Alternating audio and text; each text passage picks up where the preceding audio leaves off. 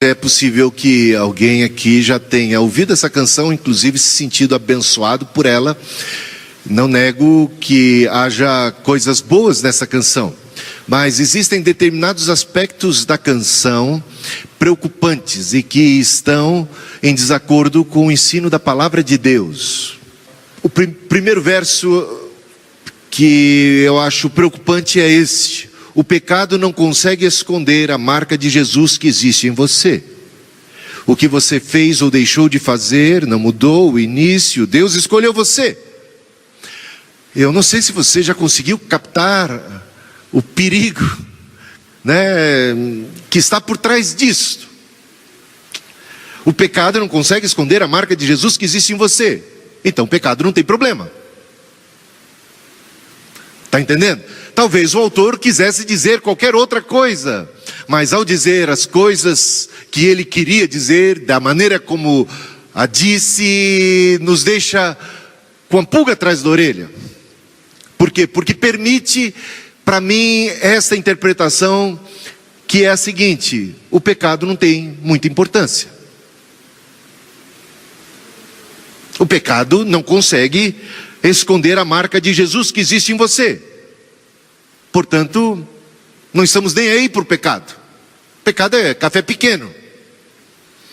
E ainda diz mais, ele arremata: o que você fez ou deixou de fazer não mudou o início, Deus escolheu você. Então há um determinismo aqui, muito claro, muito forte. Deus escolheu você e ponto final.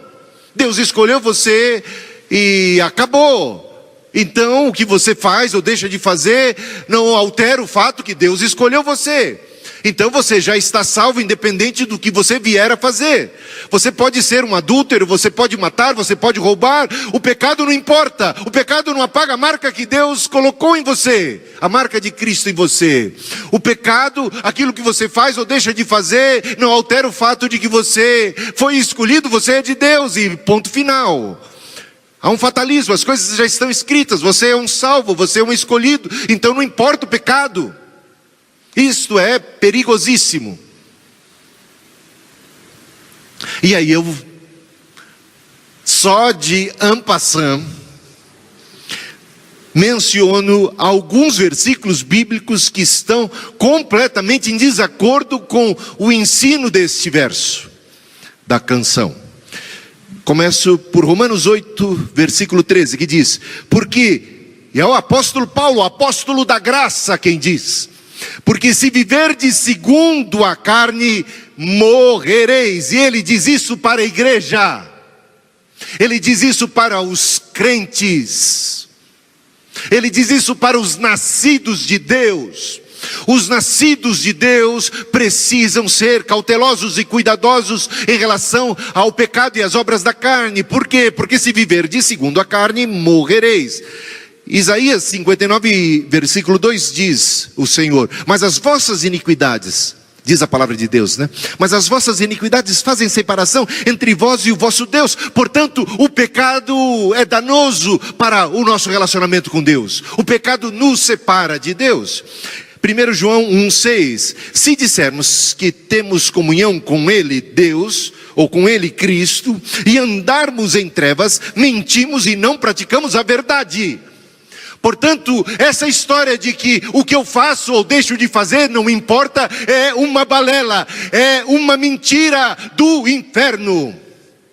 Porque se dissermos que temos comunhão com Ele, que somos escolhidos, que pertencemos a Deus, e vivermos e andarmos em trevas, somos mentirosos, enganamos a nós mesmos. Que história é essa? O pecado não consegue esconder a marca de Jesus que existe em você. O que você fez ou deixou de fazer não mudou o início, Deus escolheu você. Parece não concordar com o ensino apostólico, com o ensino profético das Escrituras Sagradas. Hebreus 10, 26. Porque se pecarmos voluntariamente depois de termos recebido o conhecimento da verdade, já não resta mais sacrifício pelos pecados. E Hebreus 12, 14. Segui a paz com todos e a santificação, sem a qual ninguém verá o Senhor. Outro verso. Você é um espelho que reflete a imagem do Senhor. Não chore se o mundo ainda não notou. Bom, se você é um espelho que reflete a imagem do Senhor, o mundo já devia ter notado. Que história é essa? Não liga se o mundo ainda não notou. Se Deus nos colocou aqui como astros no mundo, para reluzir, para brilhar, para testemunhar através de nossas boas obras, através de nossas virtudes, que são frutos do Espírito. O que acontecia na igreja primitiva era que, pelo viver daquela comunidade cheia do Espírito Santo, os de fora, os não crentes, os vizinhos, os do convívio com aquela comunidade cristã primitiva, ficavam tão admirados. Eles, diz o texto, aquela comunidade cristã caía na graça do povo. Irmão, os de fora, os que não são crentes, precisam ver Jesus em nós. E não tem dessa não importa se eles não estão vendo. Que conversa mole, que conversa furada é esta? Diz a palavra de Deus com todas as letras: andai de modo digno do Evangelho. Aquele que professa o nome do Senhor, aparte-se da iniquidade. Mais alguns versículos bíblicos, Filipenses 4:5. Seja a amabilidade ou equidade ou a justiça de vocês conhecida por todos, sem exceção, por todos ao redor, por seus familiares, por seus amigos. Seja isto notório, conhecido. Todos têm ouvido falar da obediência de vocês, diz o apóstolo Paulo aos Romanos, capítulo 16, versículo 19. Isso é motivo de alegria para o apóstolo Paulo. Todos constatam, todos podem ver, todos, não apenas os de dentro da igreja, os de fora podem ver que somos diferentes, que somos de Deus, que somos da verdade, que somos da justiça, que somos do amor, que somos do perdão. Que é bom fazer negócio com a gente, porque a gente cumpre aquilo que a gente diz. É bom fazer negócio com a gente, porque nós não temos duas caras, duas palavras. Porque nós somos filhos de Deus e carregamos o Espírito do Senhor dentro de nós e fluímos no Espírito Santo. Então, em vez do texto estar dizendo, você é um espelho que reflete a imagem do Senhor, até aí, amém? É verdade? Mas concluindo, não chore se o mundo ainda não notou. Meu irmão, se o mundo ainda não notou, comece a chorar. Comece a autoexaminar-se. Se é que de fato você está em Deus e o amor de Deus está em você. Comece a ver se você é de Deus e se você tem o Espírito Santo. Porque se não tem o Espírito Santo, esse tal não é dele. Não damos, diz o apóstolo Paulo agora aos Coríntios, 2 Coríntios capítulo 6, versículo 3. Não damos motivo de escândalo a ninguém, em circunstância alguma, para que o nosso ministério não caia em descrédito. Esta deve ser a postura de um cristão. Não dando motivo de escândalo a ninguém, em circunstância alguma, para bem do Evangelho do Senhor. E Atos 22:12. Um homem chamado Ananias, piedoso segundo a lei, e muito respeitado por todos os judeus, e não por todos os cristãos apenas, por todos os de outras religiões, de outras confissões. Ananias é um modelo para nós como cristãos. Agora, uma frase da canção, mais uma. Se você desistiu, Deus não vai desistir de você.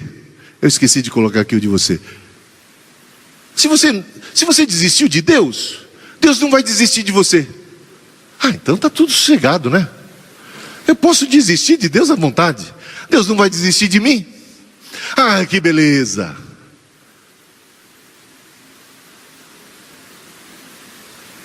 Para pensar num negócio desse. E veja agora as palavras de Jesus. Veja as palavras dos apóstolos. 1 Coríntios 10:12. Aquele, pois, que cuida estar em pé, olhe, não caia. Cuidado para não cair. Quem cuida estar em pé. 2 Timóteo 2,12: se sofremos também com ele, reinaremos. Se o negarmos, também ele nos negará. Que história é essa? Eu posso desistir de Deus, que Deus não desiste de mim. Eu posso negar a Deus, que Deus não nega a mim. Isso contraria o ensino da Bíblia, onde Paulo claramente diz que se nós o negarmos, desistirmos dele, ele desistirá de nós. Eu não sei com quem o autor inspirado dessa canção ou com o apóstolo Paulo. Eu vou ficar na dúvida esta noite. Jesus e o apóstolo Paulo não está sendo aqui original, ele está como que parafraseando o ensino de Cristo, que disse: se vocês se envergonharem de mim e das minhas palavras, eu me envergonharei de vocês no dia do juízo final. Foi Jesus quem disse isso. Por isso o apóstolo Paulo, baseado na palavra do Senhor, nos adverte. É baseado na palavra do Senhor que ele nos adverte. Se sofrermos, também com ele reinaremos. Se o negarmos, também ele nos negará. E aquele que está em pé, cuide para que não caia. Hebreus 3,14. Porque nos tornamos participantes de Cristo, se, olha aí a condicional. Se é a condição. Porque nos tornamos participantes de Cristo, se retivermos firmemente o princípio da nossa confiança até o fim. Aquele que perseverar até o fim será salvo. Ao que vencer, dar-lhe-ei a coroa da vida. Isto é o que diz a palavra de nosso Senhor. O restante é palavra de outro. O restante é palavra que contraria a clara e expressa advertência de nosso Senhor Jesus Cristo e de seus apóstolos. Outra frase, e com essa praticamente terminamos. Ele está aqui para te levantar, e eu digo amém para isto. Se você caiu, Jesus está aqui para te levantar. Se você caiu, ainda há esperança para você. Se você o negou, você ainda pode, como Pedro, chorar arrependido e alcançar o perdão. Ele está aqui para te levantar. Se o mundo te fizer cair, e etc e tal. Eu quero só mostrar para você o problema. Se o mundo te fizer cair, meu irmão, o mundo não nos faz cair.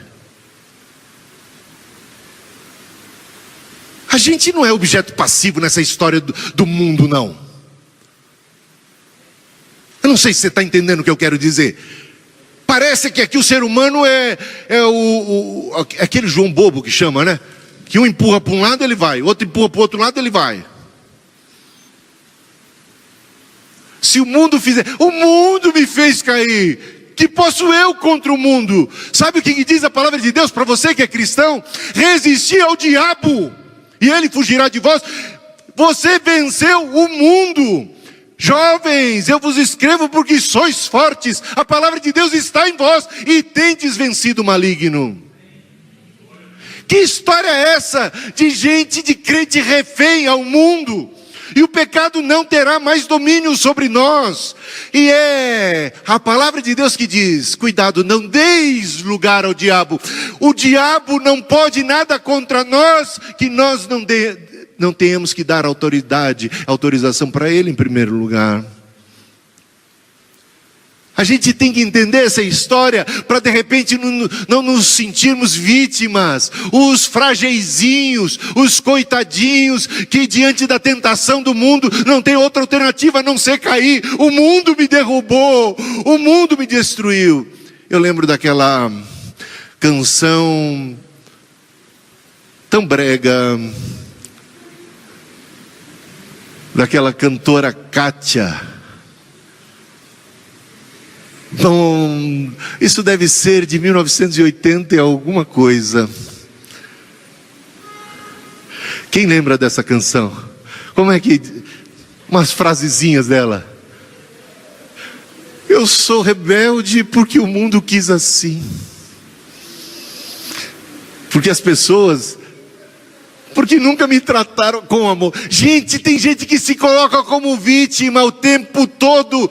É o mundo, é porque meu pai, é porque a minha mãe, é porque a tentação foi grande, é porque o outro, é porque o sistema, porque você não sabe, é porque a menopausa, seja lá o que for que você use como desculpa para o pecado. Arreda Satanás. Está entendendo? Arreda Satanás. Que história é essa? O mundo me derrubou.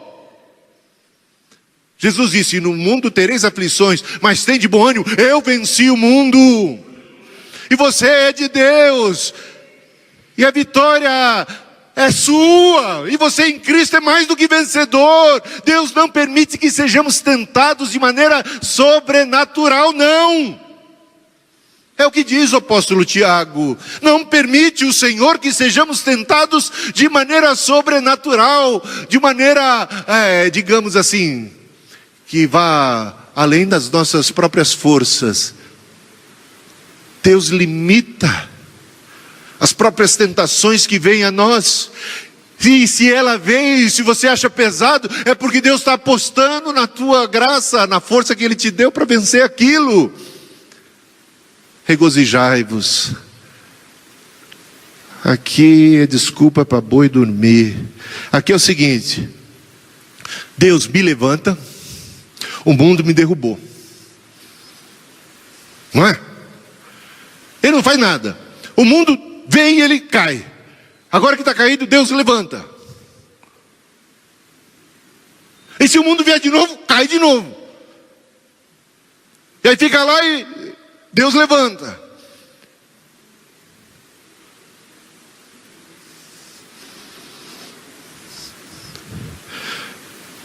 Parece um fantoche nas mãos do mundo, nas mãos de Deus. Isso realmente não tem nada a ver com as Escrituras, que dizem, né? Portanto, submetam-se a Deus, resistam ao diabo e ele fugirá de vós. Tiago 4:7. Desperta, ó tu que dormes, levanta-te de entre os mortos e Cristo resplandecerá sobre ti. Efésios 5:14. Não fique esperando Deus te levantar, não. Desperta, levanta, acorda.